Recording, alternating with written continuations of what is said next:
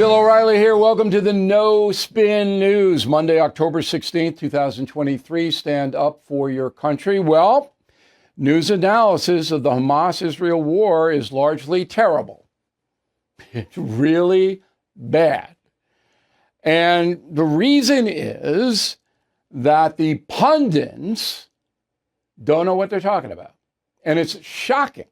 Now, the correspondents on the ground, they're doing a good job, but their access is limited. The Israeli authorities control what they do, where they go. Just remember that. We're going to do a report on that tomorrow. But the analysis is awful. And that is the subject of this evening's Talking Points Memo. We begin where everybody should begin. History. Okay? So World War II ends. Tens of millions of people in Europe are displaced. They have nowhere to go. Every Jew in Egypt, in Europe, where do they go? Most of their families are destroyed, homes confiscated. They have no money. They have nothing. There are giant camps all over, not concentration camps. These are run by the Allies to feed and house people who have nowhere to go. Okay, so in the Holy Land, and that's a term I'm going to use now, okay, Jews, Christians, and Muslims all consider Palestine the Holy Land. There is a Jewish authority established there. Okay, it's run by a guy named David Ben-Gurion. This is 1948. There's negotiations going on with the Allied forces, that is France, Great Britain, and America, to have Jews come to the Holy Land and establish a country, which happens. Okay? Harry Truman, the president of the United States, was the spearhead for that. Clement Attlee, the British prime minister, didn't want it. Opposed it. Winston Churchill, out of office then, he came back in a few years, he supported it. Okay, so the Jewish state of Israel arises. America recognizes it first day. The UN recognizes it months later. There it is. Jews come from all over the world, but mostly Europe, okay, to Israel. Well, they displace Arabs who were there for centuries because the Jews have more power. And so Arabs are shunted aside. They don't like that. Would you? No. And then there's war after war, conflict after conflict. Then, fast forward to modern times. Israel is a nation, all right? 7 million Jews, 2 million Arabs. Now, here's something most people don't know. Israel offers citizenship to all Arabs living in the Holy Land. You can become an Israeli citizen if you're an Arab. All you got to do is apply. Okay? Some have, but most have not. Why? Because the Muslim fundamentalists hate the Jews, and if you become an Israeli citizen, you're a collaborator as a Muslim. Got it? Two main areas where the Muslims are: Gaza and the West Bank. Gaza is controlled by Hamas, terror group. I'm not just making that up, it's a designated terror group. West Bank is controlled to some extent by Hezbollah, and they are mostly in Lebanon, another terror group. Both Hamas, Hezbollah, funded by Iran. The only foreign policy Hamas has is kill every Jew. That's it. There's no drive for a state or a country or anything. Kill all the Jews. Now you hear about the Palestinian Authority. There is no Palestinian Authority. It doesn't exist. They got a couple of buildings. Some guys go in and out. But Hamas rules because they have the guns and they will kill you. That's it. So Israel has to protect itself from Hamas because Hamas wants to kill all the Jews. Hezbollah, the same thing. Israel is very aggressive in doing that. And if you understand the history of it, it's logical. If you don't understand the history of it, read Killing the SS, please. I can't make it any more vivid than that book. And there's Killing the Killers you're looking at. That gets into the modern day terrorism. But Killing the SS is the history of it, of the Holocaust and the attacks on the Jews, which for forever, Germany and Russia, the two worst. Okay.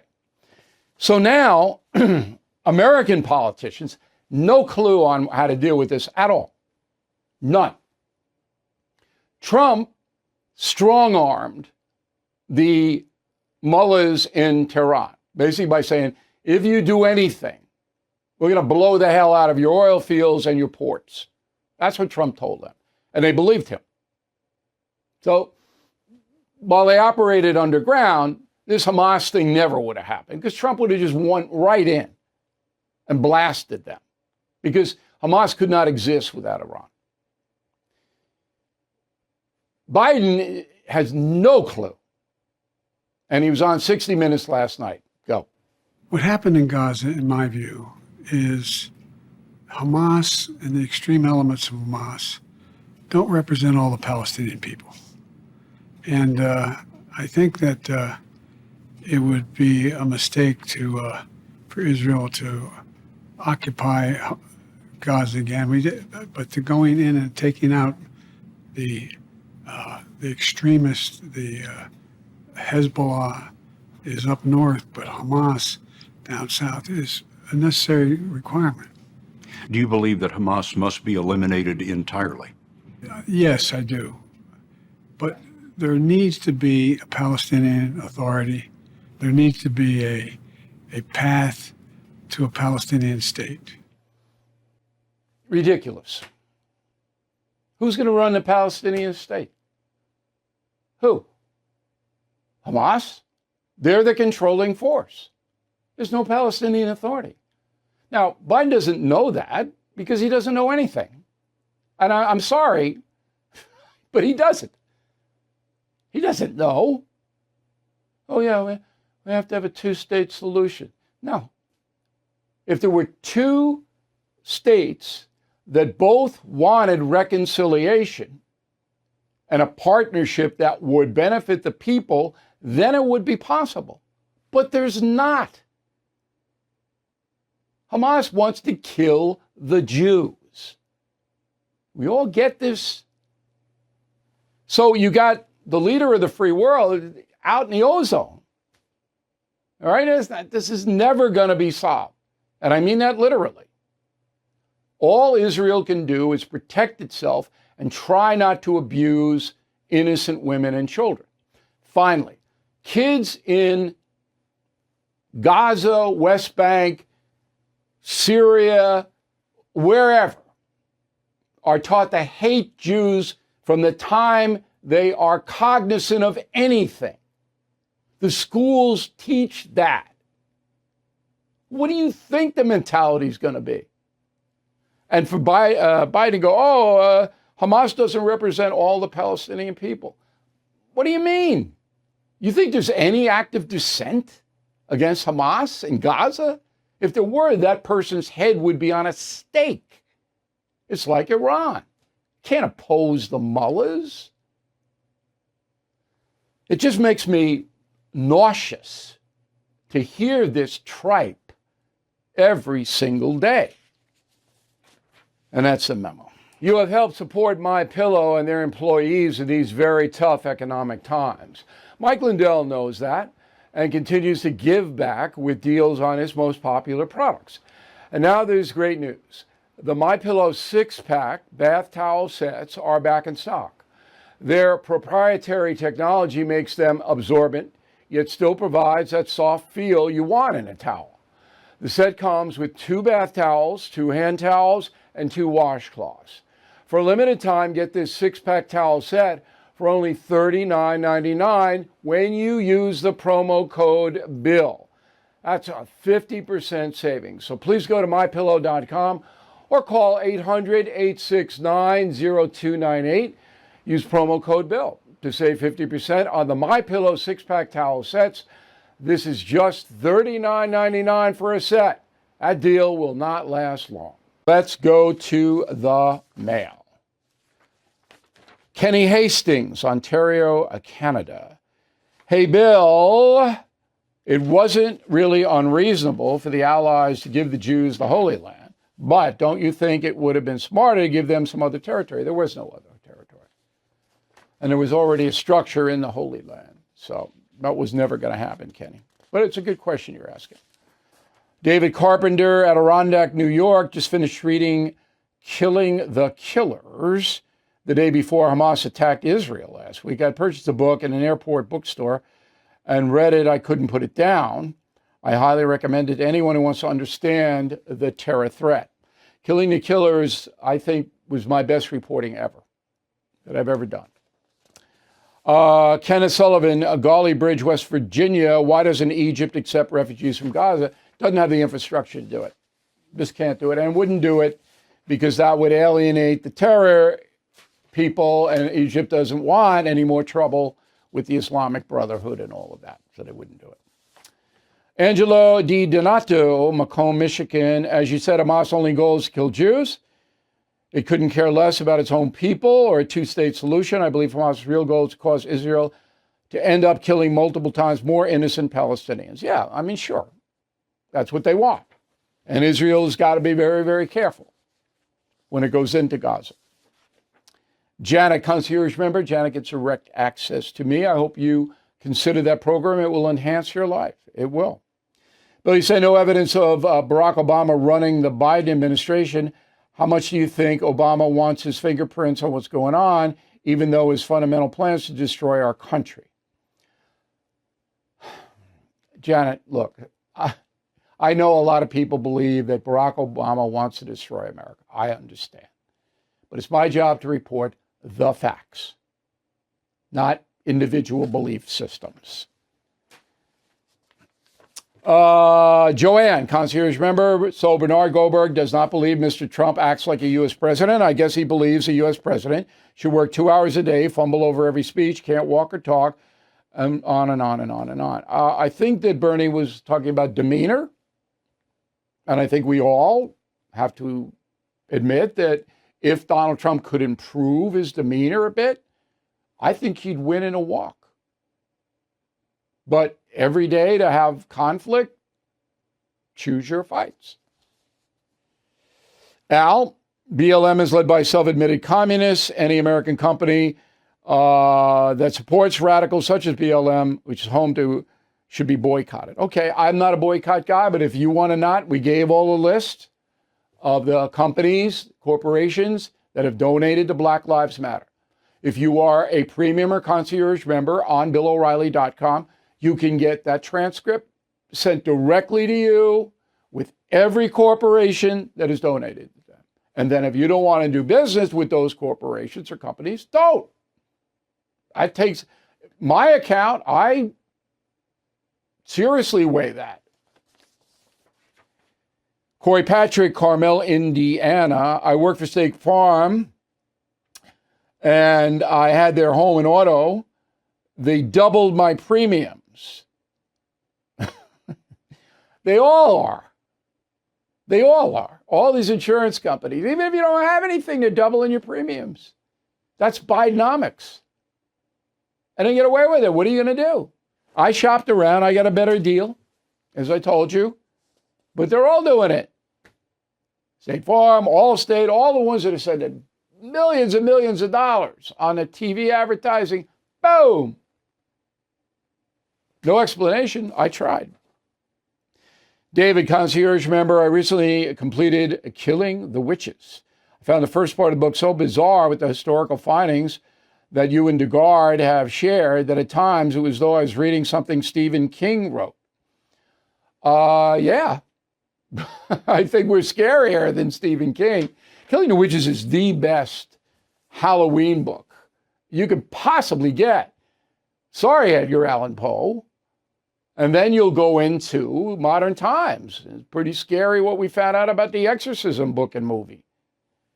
So doing very well. We can't thank everybody enough. It was just number 2 on the New York Times bestseller list yesterday. Number 1 was a hate Trump book, which fell off like 70% after the first week. I don't know. I understand why people hate Trump. I get it. But why do you want to spend $25 hating Trump? That I don't understand. Learn something, Killing the Witches. Alice Greer, Victor, New York. I'm reading Killing the Witches for the 3rd time. I feel it necessary in order to absorb all the information. Wonderful book. Okay, there's a lot of information there, and it's fun to read. That's what we do. Bill, this is from Bill Forrest, Woodbridge, Virginia. You said you were here for a reason, clarifying the truth and fighting evil are 2 reasons why I followed you over 20 years. I'm going to do that in a final thought in a moment, Bill. But I wanted to, you gave me an idea, so I wanted to give you credit for the idea.